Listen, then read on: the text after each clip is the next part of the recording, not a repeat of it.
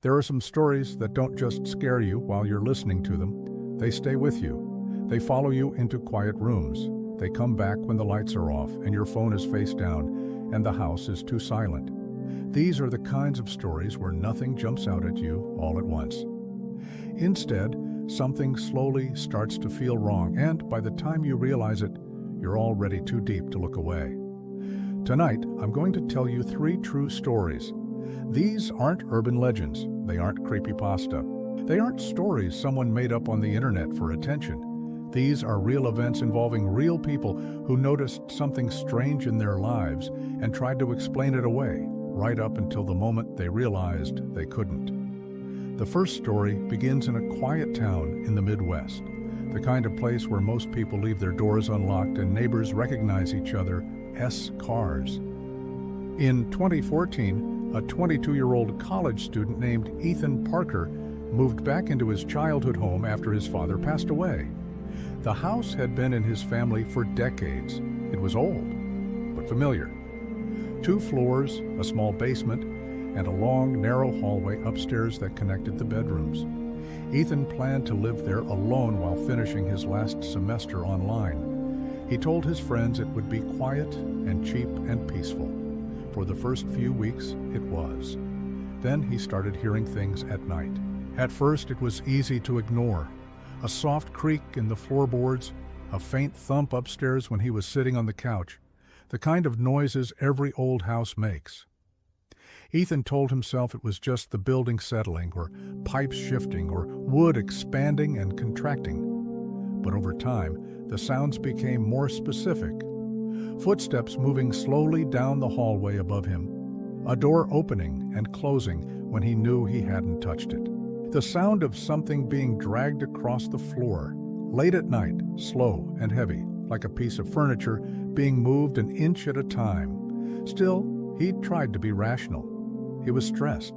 He was sleeping in a quiet house, alone for the first time in his life. His mind was probably just filling in the gaps. Then one morning, everything changed. Ethan walked out of his bedroom and saw muddy footprints on the floor of the hallway. They weren't dark or deep, just faint enough to notice, like someone had stepped inside with dirty shoes and tried to wipe them away. The footprints led from the bathroom down to the spare bedroom at the end of the hall. Ethan stood there for a long time, staring at them. He tried to convince himself that maybe he'd tracked them in without noticing, or maybe a friend had stopped by and forgotten to mention it. But he knew neither of those explanations really made sense. He lived alone, no one had visited, and he hadn't been outside in days. Still, he cleaned them up and tried to forget about it. A week later, the footprints came back, same hallway, same direction, leading to the same empty spare bedroom. That room didn't have anything in it, no furniture, no boxes, no reason for anyone to go in there at all. That night, Ethan pushed a chair under his bedroom doorknob before going to sleep. It made him feel a little silly, but also a little safer. Sometime in the middle of the night, he woke up to a sound that made his heart start racing instantly. It was the sound of wood scraping against wood. Slow, steady, coming from just outside his door. He lay completely still in bed, barely breathing, listening. The sound stopped. After a long moment of silence, Ethan grabbed his phone, turned on the flashlight, and slowly opened his bedroom door. The hallway was empty. The chair was still there, but it wasn't in the same place he had left it. It had been pushed forward a few inches, like something had tried to move it, and then stopped. The next day, Ethan called his friend Mark and told him everything: the noises, the footprints, the chair. Mark laughed and told him he was probably just freaking himself out. Old houses made weird sounds. Stress did weird things to your head. Then Mark said something that stuck with Ethan. He said if someone was actually breaking into his house, why wouldn't they take anything? That question made Ethan realize something unsettling. Nothing had ever gone missing. Not his laptop, not his TV, not even the cash in his wallet. Whatever was making those noises wasn't there to steal. 2 nights later, Ethan decided to set up his phone to record while he slept. He propped it up on his desk, pointed it at the hallway outside his bedroom, and left it recording all night. The next morning, he sat on his bed and watched the footage. For hours, nothing happened, just an empty hallway and shifting shadows as the night passed. Then, at exactly 3:17 a.m., something changed. At the far end of the hallway, a shape slowly stepped into view. It looked like a person, tall, thin, completely still.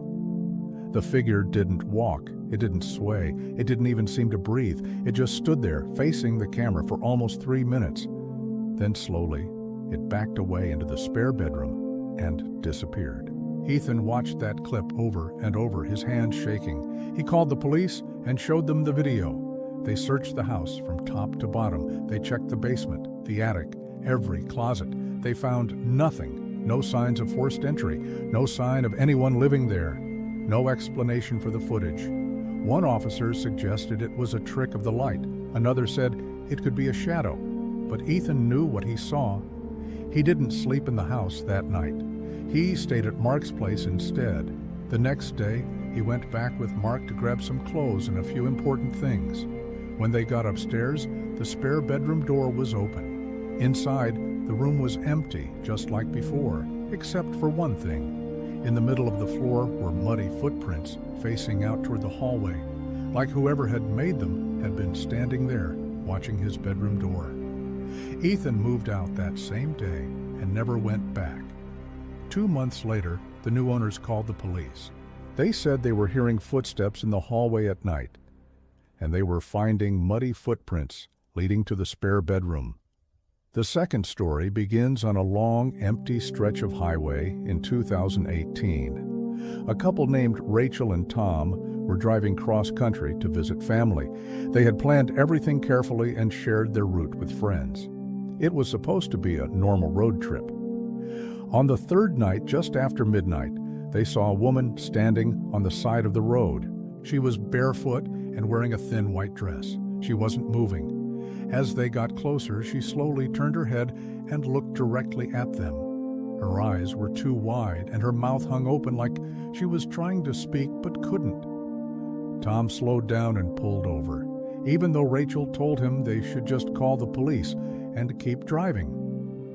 When Tom rolled down the window and asked if she needed help, the woman didn't answer. She just raised her arm and pointed down the road. Rachel said later that every instinct in her body was telling her to leave, but Tom got out of the car anyway. The moment he did, the woman's expression changed. Her mouth closed and she smiled. It was a wide, unnatural smile that didn't reach her eyes. Then she turned and ran into the darkness off the side of the road. Tom followed her. Rachel stayed in the car, watching their figures disappear into the trees. After a few minutes, she couldn't see either of them anymore. She called Tom's phone. No answer. She honked the horn. Nothing. 10 minutes later, she called the police. They searched the area and found footprints from both Tom and the woman leading into the woods. And then, suddenly, they stopped. No signs of a struggle, no signs of where either of them went. Tom was never found, and people still report seeing a barefoot woman in a white dress standing on that same road at night. After what happened on that highway, Rachel never drove at night again. Even years later, she said the worst part wasn't that Tom disappeared. It was that sometimes, when she was alone in her apartment, she would hear footsteps in the hallway outside her door that would stop right in front of it and just stay there, like someone was standing and listening. And every single time she was too afraid to open the door and see who it was. But that story isn't the only one that still leaves investigators with no real answers. The third story begins inside a hospital, and it's the one that still makes nurses uncomfortable to talk about, even years later. In late 2020, a small regional hospital started noticing something strange happening in one of their older wings. It was the section of the building used mostly for long-term patients, the ones who needed weeks or months of care. The staff called it the quiet wing because most nights, almost nothing happened there. just the soft hum of machines, slow footsteps of nurses, and the occasional call button. One of the patients in that wing was a 34-year-old man named Daniel Reyes.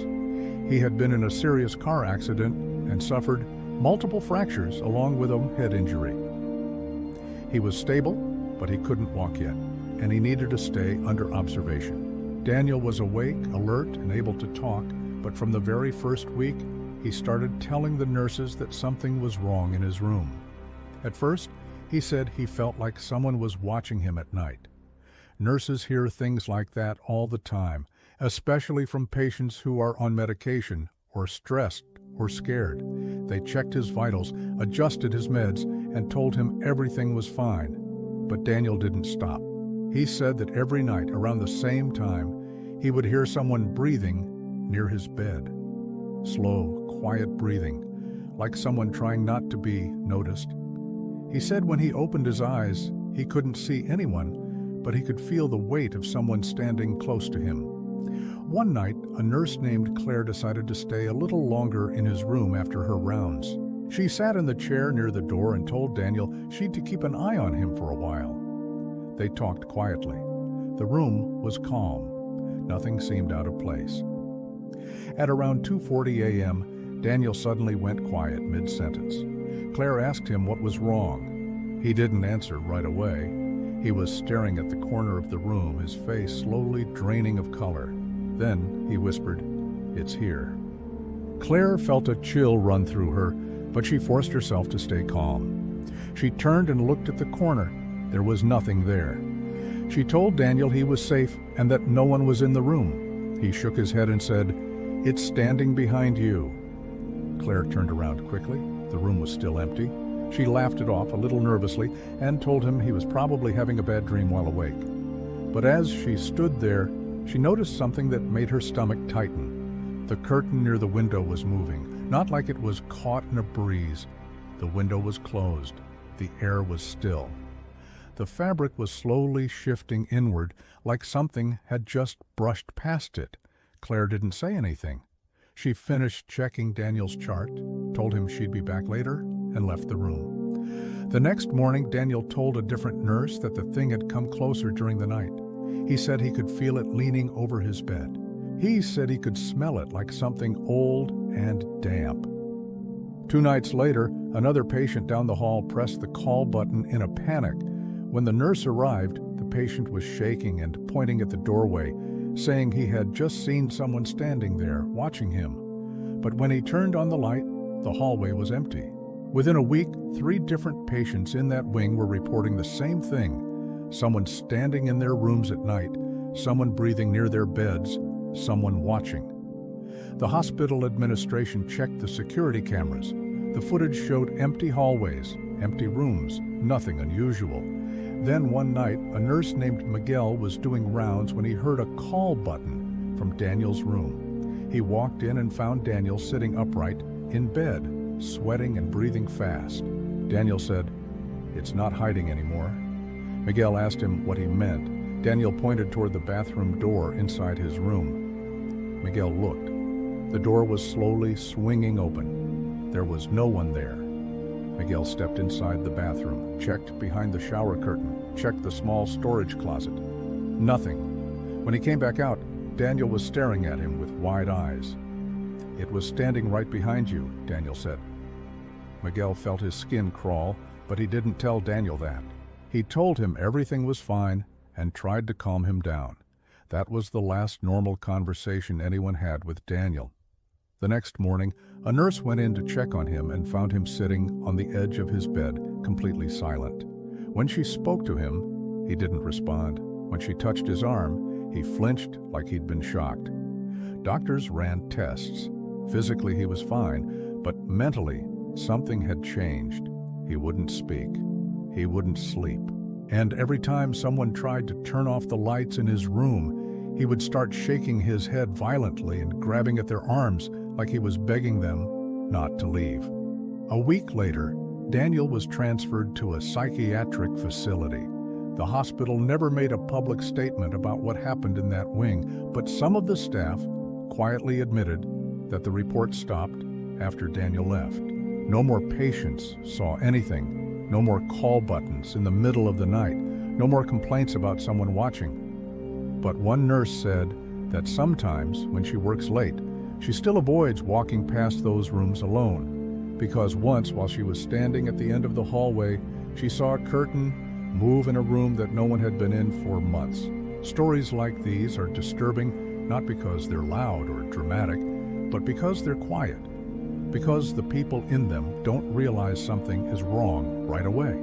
They explain it away. They try to be logical. They tell themselves it's stress or exhaustion or coincidence. And then slowly, the pattern starts to form. Footsteps that shouldn't be there.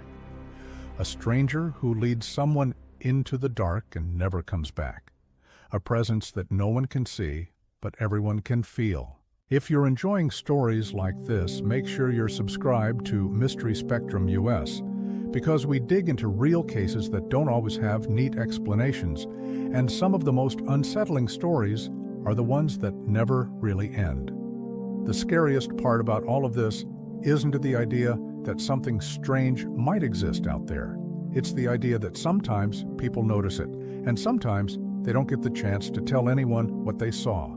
So tonight, when your house is quiet and you hear a sound you can't explain, ask yourself this: is it just the house settling, or is it something standing there, waiting for you to notice it? And if you do notice it, will you still be able to walk away? Like, comment, and subscribe for more real mysteries, because some stories don't want to be forgotten, and some places, some roads, and some rooms remember the people who were there long after they're gone.